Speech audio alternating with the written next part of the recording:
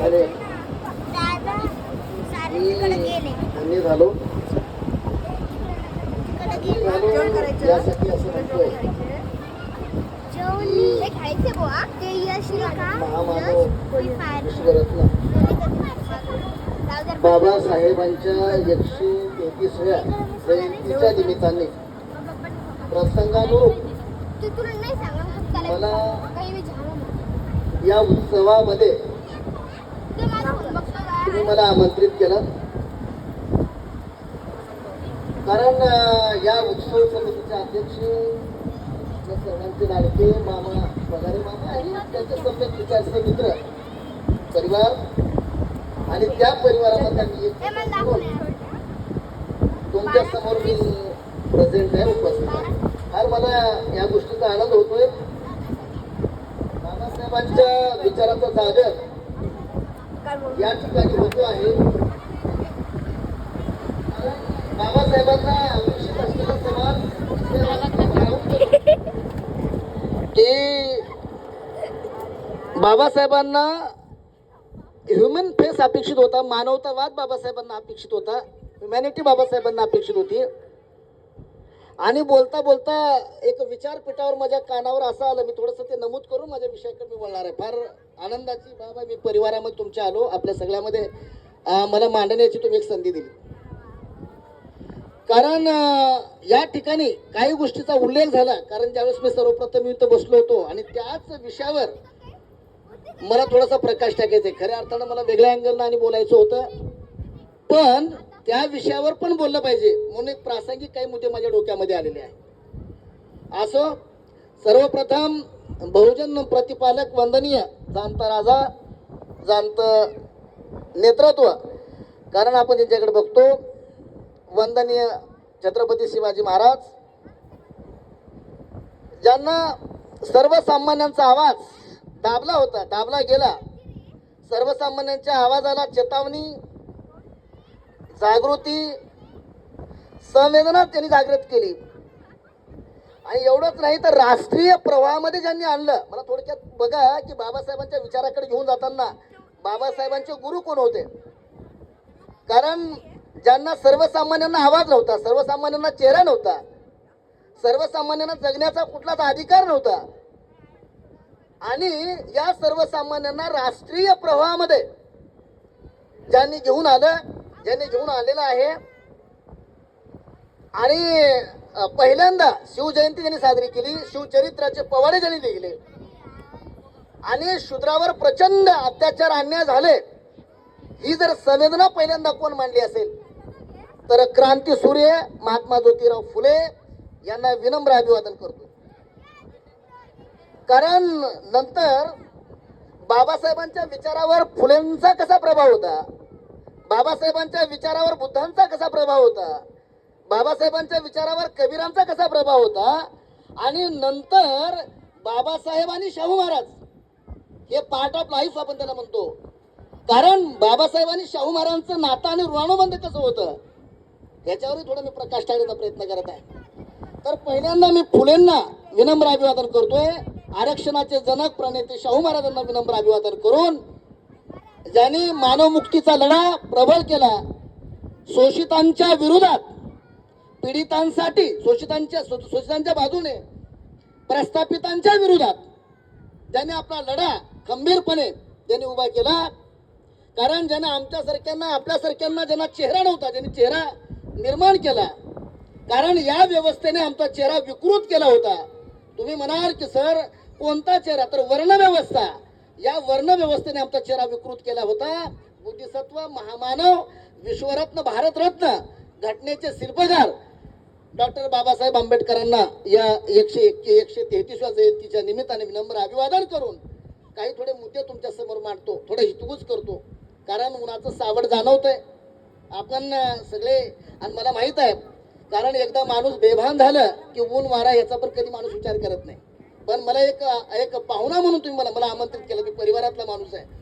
काही जण माझ्या गुरुला ओळखत असतील, डॉक्टर अशोक नारनवरे.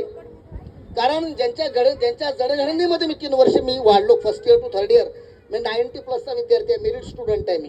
कारण माझे गुरु मिलिंद महाविद्यालयामध्ये होते, डॉक्टर अशोक नारनवरे सर, गंगाधर पानतावणे सरांचे आणि अविनाश डोळस सरांचे फार लाडके विद्यार्थी आणि मी सरांचा मी विद्यार्थी म्हणून मला फार योग्य प्रसंग वाटतो. योग्य प्रसंगामध्ये तुम्ही मला बोलवलात, कारण आपलं नातं किती जवळचं आहे. कारण ज्या वेळेस वेदनेची भाषा ज्याला कळते ना, तेच माणसं आपसूक एकमेकांच्या जवळ येतात. कारण मला असं समजलं, असं मी ऐकलं की मेन महत्वाचं अस्पृश्यतेच्या विरोधात बाबासाहेबांनी लढा उभारला असं मी ऐकलं. कारण निश्चितच, कारण एक लक्षात घ्या, मला इथं नमूद करायचं आहे, अस्पृश्यता अस्पृश्यता अस्पृश्यता आपण ऐकतो.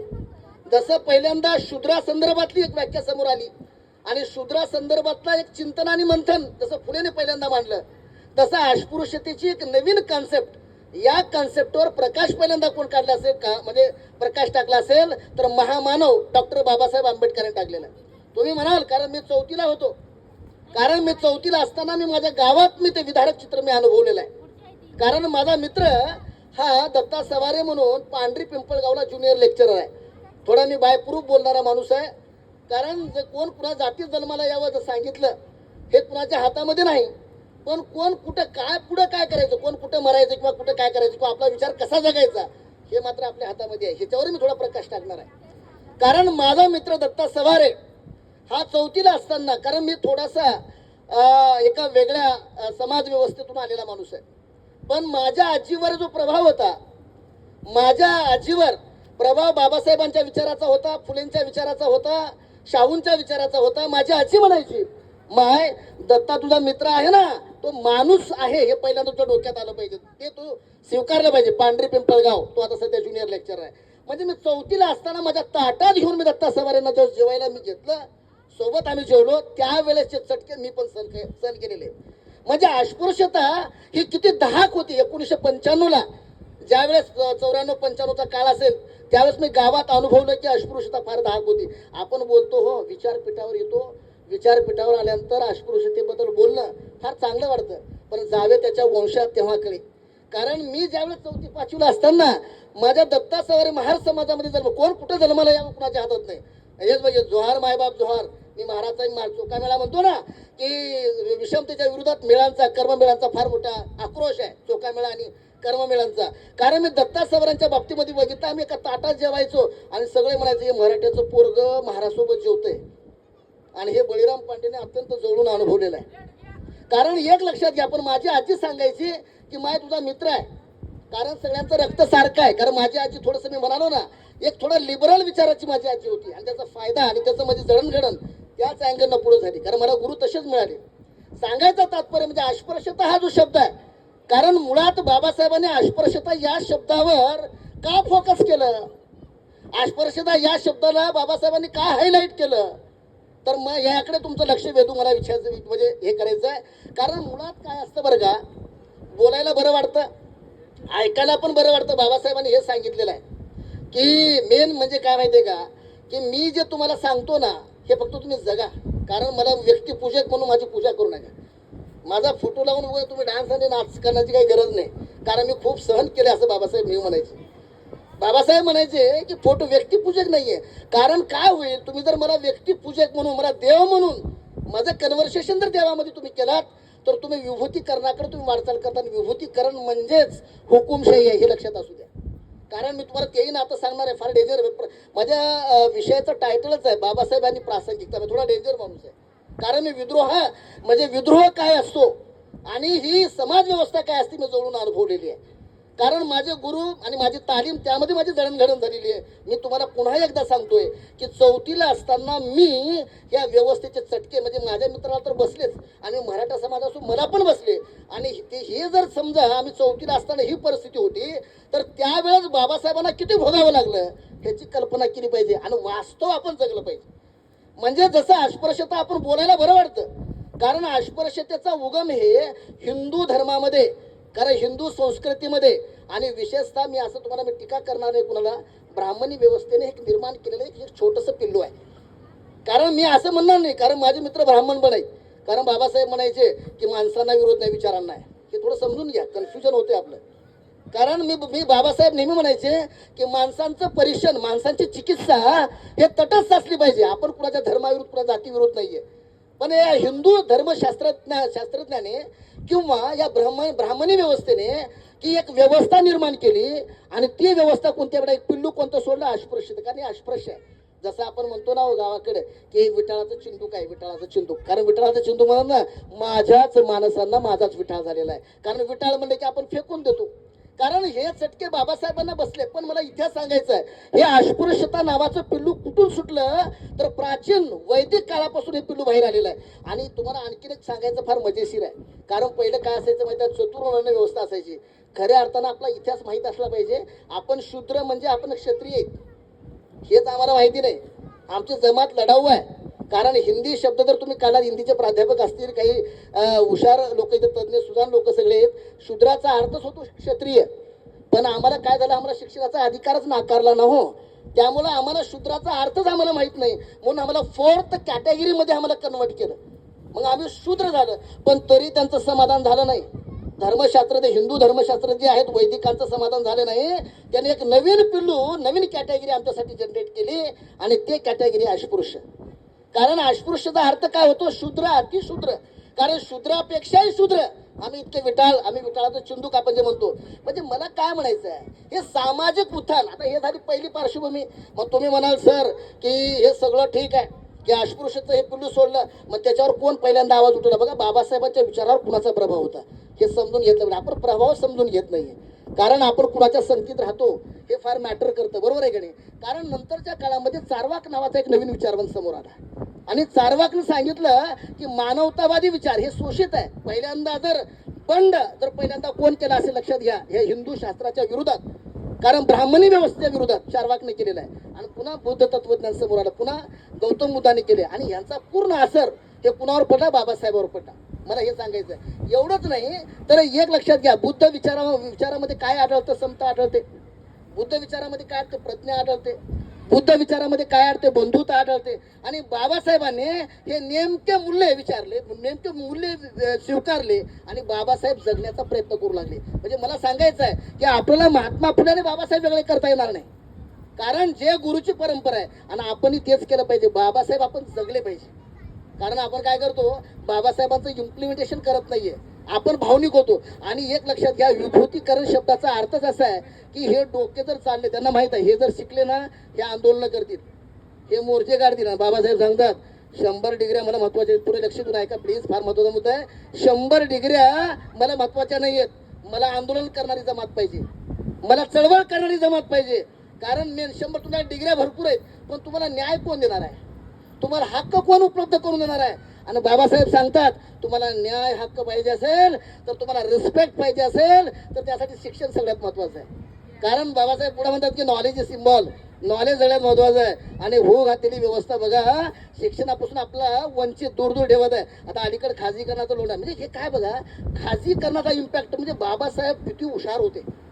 कारण बाबासाहेबांना धोका होता, माझा समाज शिकला ना ते चळवळ करेल, माझा समाज शिकला ना ते आंदोलन करेल, माझा समाज शिकला ना ते बंड ठोठावेल, माझा समाज या व्यवस्थेला प्रश्न विचारेल. जसं म्हणतो ना की आपल्या अंगात आले की देवी येते, आपल्या अंगामध्ये कोणतरी काहीतरी येते. मग बाबासाहेब म्हणतो तुमच्या अंगामध्ये देवी येते ना, तुमच्या अंगामध्ये शिवाजी आला पाहिजे, या तुमच्या अंगामध्ये सावित्रीबाई फुले आली पाहिजे, तुमच्या अंगामध्ये सम्राट अशोक आला पाहिजे. आणि हे जर सगळं झालं ना, या जगावर राज्य आपणच करणार आहे. म्हणून बाबासाहेबांची खंत पण तुमच्या समोर सांगतोय. कारण सगळ्यात मोठं जर षडयंत्र जर कोणतं असेल तर ते अस्पृश्यता आहे, लक्षात घ्या. आणि अस्पृश्यतेचं जर बीज कुठं रोवलेलं आहे, प्राचीन काळामध्ये वैदिक काळामध्ये रोवलेलं आहे. आणि त्याचा इम्पॅक्ट हळूहळू आपल्या बाबासाहेबांना भोगावा लागला. कारण नंतर काय झालं, कर्ममेळ्यांना पण फाईट करावी लागली संत साहित्यामध्ये. नंतर चोखा मेळ्याला पण फाईट करावी लागली. कारण बघा ना, कर्ममेळा म्हणतो अरे आम्हाला उष्ट खावं लागतं ना, आम्ही माणूस आहे ना, आम्हाला स्वाभिमान आहे ना. तुम्ही टाकलेल्या उष्ट्या पत्रावळ्या आम्हाला तुम्ही टाकता आणि म्हणता हे तुम्ही काय, आम्ही काय जनावर आहेत का हो, आम्ही काय पशु आहेत का, आम्हाला न्याय असला पाहिजे. विठोबा आम्ही तुमच्या मंदिरात यायचं कसं, कारण तुम्ही आम्हाला भक्त म्हणून आम्हाला तुम्ही स्वीकारत नाहीत ना, आम्हाला स्वीकारा ना प्लीज. मग स्वीकारत नसेल ना, मग ही व्यवस्था आम्हाला उलटून टाकायचं आहे, आम्हाला बंड करायचं आहे. आम्हाला विद्रोह आमचा जागा झालेला आहे, आम्हाला माणुसकी पाहिजे, आम्हाला माणूस पण आम्हाला ह्युमॅनिटी पाहिजे. आणि म्हणून कर्ममेळा पुढे येतो आणि कर्ममेळा आंदोलनाची भाषा करतोय. आणि लक्षात घ्या, आणि ह्या आंदोलनाची भाषा ज्यावेळेस पुढे सरकत ज्यावेळेस येते, कारण हे बघा दलितपूर आपण म्हणतो ना, बाबासाहेबांच्या अगोदर कांबळे नावाचे काही हे आहेत, मधुरकर नावाचे काही आहेत. ह्या लोकांनी म्हणजे बऱ्याच लोकांनी शोषणाचा विरोध लढा उभा केला. पण खऱ्या अर्थाने सेटअप जे कोण दिला असेल अस्पृश्यता या वर्डला, तर सेटअप आपले महामानव डॉक्टर बाबासाहेब आंबेडकरांनी दिले. बाबासाहेबांना सांगितले, कारण बाबासाहेबांना, कारण आपण ऐकलं ना दरोजाच्या जेव्हा आपण ह्याच्या बाहेर वर्गाच्या बाहेर बाबासाहेबांना थांबावं लागलं. हो अहो मला सांगा, मी माणूस आहे, तुम्ही माणूस आहे, रक्त आपलं लालच आहे ना हो, आपल्यामध्ये काय वेगळं आहे? पण बाबासाहेबांना बाहेर दरोजाच्या बाहेर उभा टाकावं लागलं, कारण बाटणं शिवाशिव, आणि बाटणं शिवाशिव हे पांडेनं फार जवळून बघितलेलं आहे. कारण एक लक्षात फार विदारक चित्र आहे. लहानपण जर मला आठवलं, मला कधी कधी माझा बी राग मला येतो, तुमचा बी राग मलाच येतो. कारण मला असं वाटतं की ह्या मानवानं किती शोषलेलं आहे बघा. कारण आज सुद्धा मला जवळ घेताना महार म्हणलं, बुद्धिस्ट म्हणलं, अरे आम्ही बुद्धिस्ट म्हणजे आम्ही ज्ञानी आहेत ना. जसं एक लक्षात घ्या, बाबासाहेब म्हणतात मी पहिले हिंदू धर्माचा रिस्पेक्टच केलेला आहे. मी हिंदू धर्म, कोण म्हणतो मी हिंदू धर्म नाकारलंय म्हणून? पण ज्या हिंदू धर्मामध्ये मानवता, ज्या हिंदू धर्मामध्ये माणूस म्हणून जर न्याय मिळत नसेल, मग त्या धर्मामध्ये थांबायचं कशाला?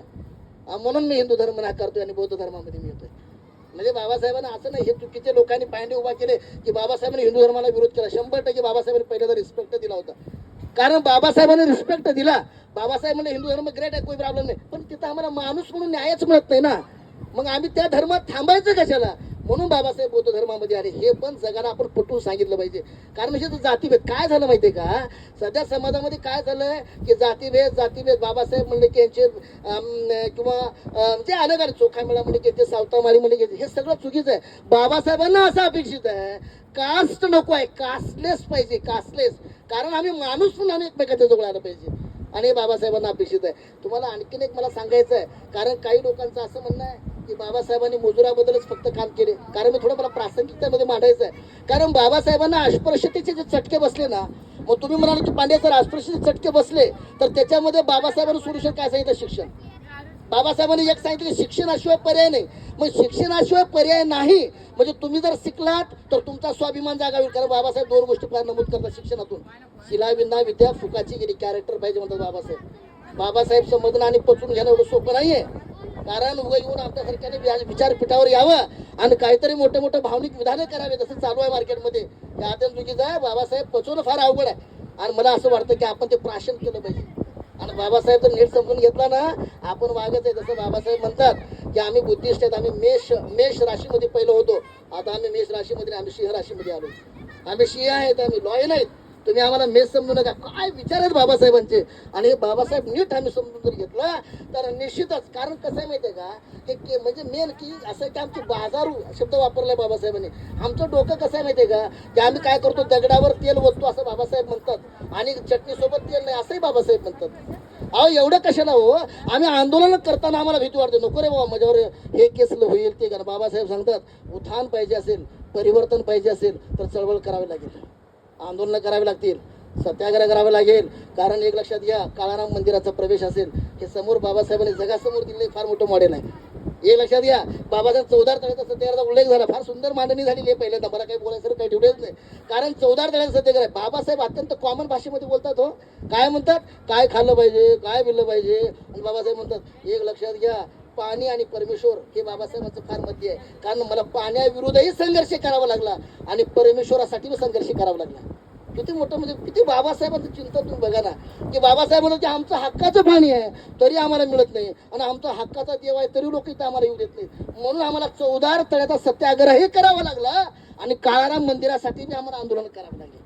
आणि म्हणून बाबासाहेब म्हणतात, तुम्ही जर आंदोलन करत असाल ना तर मेल्यानंतरही तुम्ही जिवंत राहाल, आणि जर तुम्ही आंदोलन करत नसाल तर तुम्ही जिवंत असून मेल्यागत आहात, असं बाबासाहेब म्हणतात. म्हणजे बाबासाहेब हे सांगतात, पुन्हा एकदा लक्षात नाही का, मग तुमचं लक्ष वेधो इच्छितोय. बाबासाहेब म्हणतात की पदव्या महत्वाच्या, पुन्हा एकदा मी नोट करतोय, सेकंड टाइम पुन्हा रिपीट करतोय. बाबासाहेब म्हणतात पदव्या महत्वाच्या नाहीत, कारण त्या पदव्याला जोड आंदोलनाची पाहिजे, त्या पदव्याला जोड चळवळीची पाहिजे, त्या पदव्याला जोड सत्याग्रहाची पाहिजे. कारण बाबासाहेबांनी 1927 मध्ये डेअरिंग केली, म्हणून जग बाबासाहेबांना धाडशी नेतृत्व म्हणायचे. कारण बाबासाहेब 1927 मध्ये मनुस्मृतीचं धन करणं सोपं नाही. तुम्ही आज जर थोडं काय बोलले की इडी बिडी लगेच आपल्या मागे येते, उचला पांडेला ना अडकवा ज्ञान हरसूलमध्ये. कारण त्यावेळेस त्या माणसानं काय मोठं धाडस केलं, आणि कोण होतं? कारण देश इकडे एकटे बाबासाहेब आपल्या एकीकडे होते, कोणी नव्हतं त्यांच्या बाजूने. फार म्हणजे आपण गंमत म्हणून ऐकून घेतो, कारण बाबासाहेब हे विचारच फार भयानक आहेत आणि मला वाटतं आणि खरं बाबासाहेब जर आपल्याला समजले अरे लोकशाही प्रधान जर राष्ट्रपती आपण जगावर राज्य करण्यासाठी आपला वेळ लागणार नाही म्हणून आणि एवढंच कशाला कारण बाबासाहेबांना अपेक्षित काय होतं माझ्या माणसाला न्याय मिळतो आणि की बाबासाहेबांना थोडी भीती वाटत होती काय भीती वाटत होती बाकी काहीच करू नका जमलं तर करा नाही जमलं तर आहे तर माही खेचू नका आहे तर कॉन्सेंट ठेवा मग बाबासाहेब पुढे बोलताना काय म्हणतात किती काळजी घेतात बघा जसं आपली आई आपली काळजी घेते ना बाबासाहेब म्हणतात की आमच्या बाबतीमध्ये आपल्या बाबतीमध्ये जसं मी सुटाबुटामध्ये आहे ना याचा अर्थ असा नाही की मला काहीतरी वेगळं दाखवायचं आहे कारण माझ्याकडे बघून माझा समाज सुधारला पाहिजे नेटका राहायला पाहिजे फ्रेश राहायला पाहिजे जसं तोच धागा एपीजे अब्दुल कलामांनी पकडला लक्षात घ्या माणसं पुण्या विचाराने प्रभावित होतं सांगता येत नाही एपीजे अब्दुल कलाम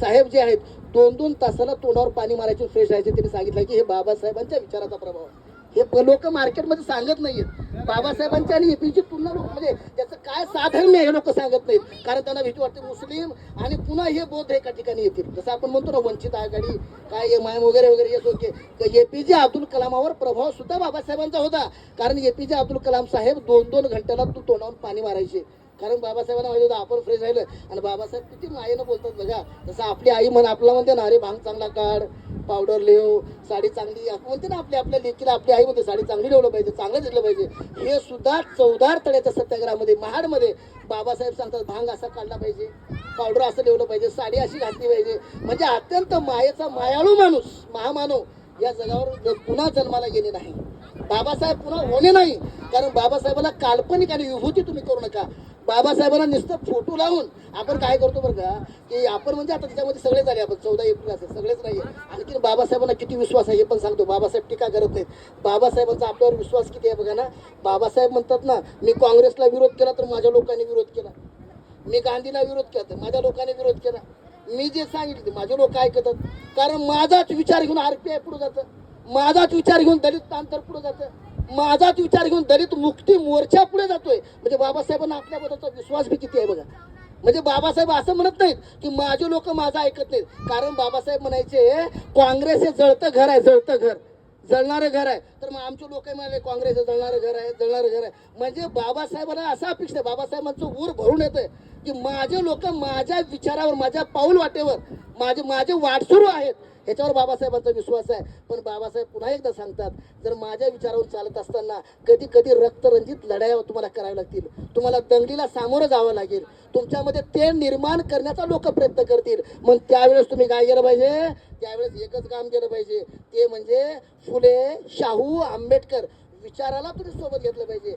आणि तुम्हाला पुन्हा घाबरायची गरज नाही शाहू फुले आणि आंबेडकर हे जे औषध आहे ना हे टॉनिक आहे ना हे जर टॉनिक तुमच्यासोबत असेल कारण बाबासाहेबांना ही भीती होती कारण माझा विचार घेऊन चालत असताना कारण बरेच प्रॉब्लेम निर्माण होणार कारण जातीभेद निर्माण होणार जातीमध्ये ते निर्माण कारण आपण शिकायला लागलो याचा अर्थ असा होतो की आपल्या विरोधामध्ये लोक उभा टाकणार कारण आज बघा NEP नवीन एज्युकेशन पॉलिसी आली आणि बाबासाहेबांनी नेमकं सांगितले की नॉलेज इज सिम्बॉल बाबासाहेबांनी सांगितले शिक्षण महत्वाचं आहे आणि NEP मध्ये नेमकं शिक्षण डावललं जातंय हे लक्षात घ्या म्हणजे बाबासाहेबांना भीती ज्या गोष्टीची होती हे व्यवस्था तेच पुन्हा आणू पाहते आहे की आमचे लोक यापासून दूर गेले पाहिजे म्हणून तुम्हाला हे जर सगळं थांबवायचं असेल ना तर आपला रस्त्यावर उतरावं लागेल विभूतीकरणापासून आपला दूर जावं लागेल जातीमधले भेद आहेत ते आपल्याला संपवावे लागतील आणि आपण माणूस म्हणून एका ठिकाणी आपण आलं पाहिजे आणि हे त्या ठिकाणी मला नमूद करायचं आहे कारण बाबासाहेबांच्या विचाराचे 2 कवी होते बेटा की ते होते की केरुबा गायकवाड नेहमी म्हणायचे बघा केरुबा गायकवाड कुठे शाळेत गेले नव्हते पण मग त्यांना अक्षर ओळख मध्ये होती माणसांची ओळख होती केरुबा गायकवाड काय म्हणायचे माहितीये का की माझं पोर शिकलं पाहिजे माझं पोर शाळेत गेलं पाहिजे आणि हे कशामुळे म्हणायचे बाबासाहेबांच्या विचाराचा प्रमाण लाखो अन्वयी बाबासाहेबांच्या आंदोलनामध्ये आणि चळवळीमध्ये सामील झाले आणि एवढंच कशाला कवी वामनदादा कडकल तुम्हाला माहित आहे तुफानात ते दिवे सगळ्या लोकांना माहित आहे कारण वामनदादाने तर आपलं आयुष्यच बाबासाहेबांसाठी समर्पित केलेलं आहे म्हणजे सांगायचं म्हणजे अशिक्षित लोक होते शिकले नव्हते पण बाबासाहेबांच्या विचाराने प्रभावित झाले होते म्हणतात ना मतभेद असावे पण विचार आपल्यामध्ये कारण काय असतं माहिती का विचार मतभेद असावे पण मनभेद नसू नये कारण थोडंसं ठीक आहे, वैचारिक थोडं बहुत आपलं कमी जात असतं, पण आपण एकमेकासाठी आपण धावून गेलं पाहिजे, आपण एक असलं पाहिजे. आणि म्हणून बाबासाहेबांचं एक स्लोगन, एक कोट मी तुमच्या समोर करतोय. बाबासाहेब म्हणतात, शिका आणि संघटित व्हा आणि संघर्ष करा. कारण शिक्षणाबरोबर संघटन पण महत्वाचं आहे. कारण हे लोक काय करतील, जसं तुम्ही बघा धनंजय कीर नावाचे विचारवंत आहेत. धनंजय कीर काय म्हणतात, हे ब्राह्मणी व्यवस्था आहे ना, हे वैदिक व्यवस्था आहे ना, समाजाचे तुकडे तुकडे करू पाहत आहेत. धनंजय कीरच्या भाषेत सांगतो मी. धनंजय कीर काय म्हणतात की ही जी ब्राह्मणी व्यवस्था आहे, ही ब्राह्मणी व्यवस्था काय करू पाहत आहे, तुकडे तुकडे. तुम्ही बघा की आपल्या आपल्या याच्यामध्ये सुद्धा बरेच, आता एका चळवळीमध्ये बऱ्याच चळवळी निर्माण झाल्या. जसं म्हणता की तुझ्या विचाराचे 4 लोक असते तर या धारदार तरवारीचे न्यारे स्टोक असते. कारण आपण एका विचाराने एका ठिकाणी जर आलो, म्हणून बाबासाहेब म्हणतात, शिका, संघटित व्हा आणि संघर्ष करा.